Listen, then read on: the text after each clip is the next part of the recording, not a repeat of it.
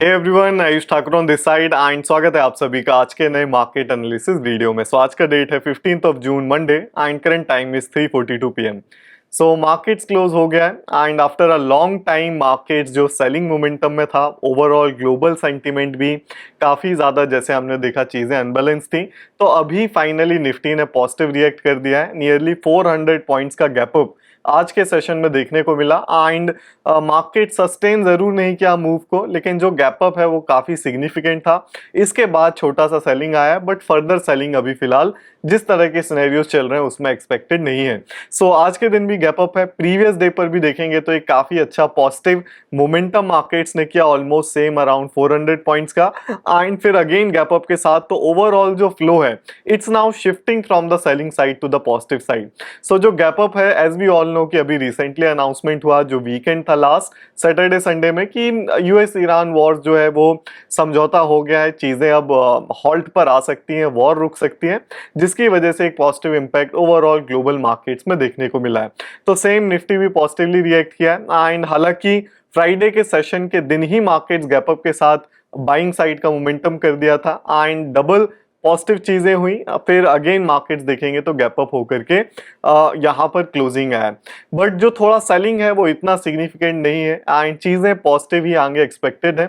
लगातार अगेन यहाँ से गिरावट या selling momentum we are not expecting. जो नेक्स्ट सिनेरियो या केसेस होंगे कि मार्केट्स यहाँ से एक पॉजिटिव आउटलुक में परफॉर्म कर सकता है। तो चार्ट्स पर आ जाएंगे तो एज वी कैन सी कि प्रीवियसली मेजर सेलिंग के बाद भी ऐसा सेम कुछ बिहेवियर देखने को मिला था। जब निफ्टी नीचे गिरा था तो सपोर्ट लेने के बाद एक बड़ा गैप अप मार्केट्स ने किया एंड इस गैप अप को सस्टेन किया। इसके बाद अगेन टेंशंस क्रिएट हुए, ग्लोबल सेंटीमेंट गड़बड़ हुए, ऑयल प्राइसेस इंक्रीज हुआ या मल्टीपल फैक्टर्स, मार्केट अगेन अभी प्रीवियसली 1-1.5 महीने से सेलिंग ट्रेंड में या नेगेटिवली परफॉर्म किया। हाउएवर ग्लोबल मार्केट्स इस ड्यूरेशन में अच्छा परफॉर्म किए। इसके भी मल्टीपल रीजंस हैं। एआई का काफी बड़ा रोल है, ऑयल का भी काफी इसमें इनपुट है, बट मल्टीपल चीजें हैं। लेकिन इंडियन मार्केट्स तो अनफॉर्चुनेटली पूरा ही पिछले 1.5 महीने में नेगेटिवली परफॉर्म किया है एंड अल्टीमेटली अभी सेम प्रीवियस सपोर्ट लेने के बाद सेम तरह का बिहेवियर जो प्रीवियस मंथ्स में मार्केट ने रिपीट किया था वो यहां पर देखने को मिला है। जो डिफरेंस है इस पर्टिकुलर सपोर्ट में जो रिसेंट अभी क्रिएट हुआ है और प्रीवियस सपोर्ट में, तो मेजर डिफरेंस यही है कि ये जब सपोर्ट बना था तब ग्लोबल सेंटीमेंट या जो वॉर थी उसमें छोटा मोटा पॉजिटिव न्यूज़ेस था एंड उतना सेटलमेंट ग्लोबल सेंटीमेंट्स में नहीं था। बट अभी जैसे सुनने में आ रहा है कि कंप्लीटली हॉल्ट पर चीजें आ सकती हैं, नेगोशिएशंस कंप्लीट हो रहे हैं, तो फिर यहां से this support can be and higher low and यहां से फिर एक कंटिन्यूएशन इंडियन मार्केट में स्ट्रेंथ देखने को फर्दर मिल सकता है। तो यहां से जो मूव आएगा, जो रैली आएगी, वो ज्यादा बड़ी एक्सपेक्टेड है इंडियन मार्केट्स में देन प्रीवियस जो मार्केट्स ने सपोर्ट यहां पर क्रिएशन किया था।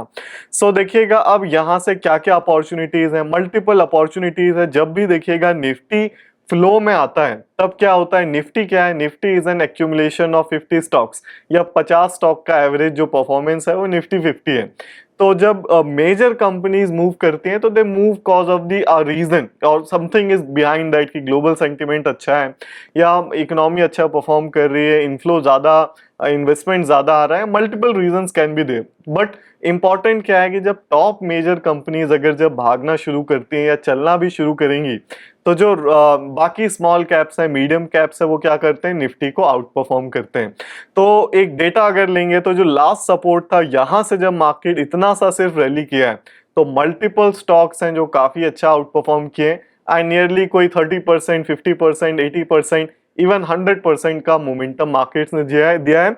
वंस निफ्टी हैज कंफर्म कि it has changed its flow on to the buying side. तो जब ये काफी बेसिक्स या फंडामेंटल्स ऑफ द मार्केट है कि निफ्टी सपोर्ट करता है या निफ्टी एक इंडेक्स है, इंडियन मार्केट्स का पैरामीटर है कि how the Indian market is performing और गोइंग टू परफॉर्म। तो जब भी इंडेक्स का क्या होता है, एक कंफर्मेशन आता है कि फ्लो शिफ्ट हो रहा है, कि फ्लो सेलिंग से बाइंग साइड जा रहा है।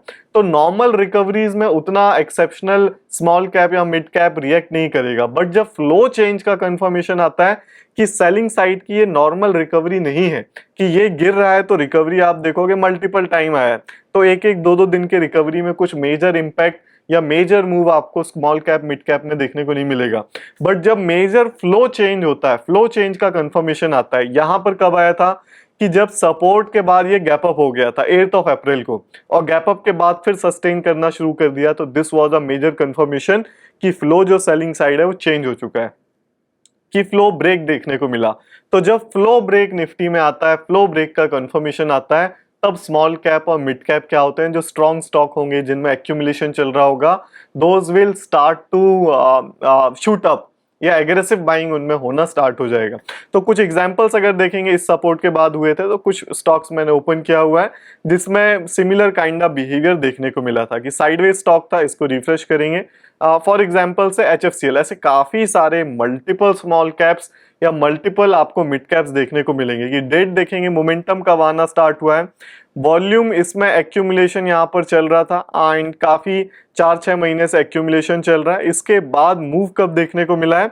आप देखोगे निफ्टी कब सस्टेन हुआ, 8 ऑफ अप्रैल को, 9 ऑफ अप्रैल से देखेंगे तो क्या हुआ है, इसमें पेस ऑफ मोमेंटम चेंज होना स्टार्ट हो गया है। तो ये जो कैंडल मेरा कर्सर पे, इट्स 9 ऑफ अप्रैल, एंड आप देखोगे मोमेंटम यहां से आना स्टार्ट हुआ है। तो जो पेस ऑफ मोमेंटम आप देखोगे 9 ऑफ अप्रैल का जो कैंडल है, वैसा कैंडल यहां पर कहीं पर भी नहीं बना, ये प्रीवियस पूरा जोन देखेंगे तो, और एक ब्रेकआउट भी आया and day by day move sustain हुआ and nearly the stock of around 80 rupees gone to what say 200 rupees का हाई रिसेंट डेज में मार्केट ने क्रिएट किया।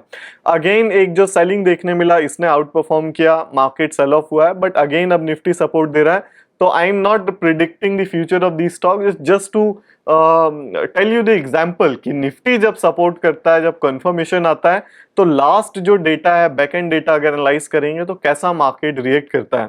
जो स्ट्रॉन्ग स्टॉक होते हैं या जिसमें कोई मूव आने वाला हो, रिजल्ट अच्छा हो, फंडामेंटल्स भी सपोर्ट कर रहे हो एंड तो ब्रेकआउट आता है, तो हाउ दे परफॉर्म। तो सही ये सपोर्ट आया, HCFCL का परफॉर्मेंस था।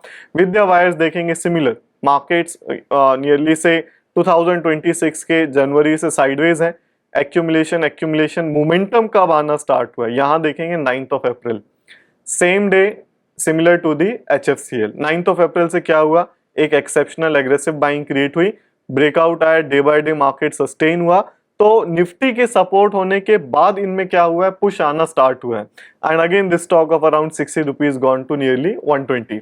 मोर एग्जांपल्स देखेंगे, स्टेराइल टेक जो ऑलरेडी प्रीवियसली भी पॉजिटिव है, बट मेन मोटिव जो फंडामेंटल बेसिक जो आज का कंसेप्ट में I am trying to brief here is that कि जब निफ्टी का मेजर कंफर्मेशन आ जाता है फ्लो चेंज होने का, कि फ्लो बदल चुका है, तो स्टॉक स्टार्ट्स टू परफॉर्म। जैसे क्या हुआ यहाँ पर, क्या हुआ, एक यहाँ का पेस ऑफ मोमेंटम आप ऑब्जर्व करोगे, this is a normal pace of momentum of the stock.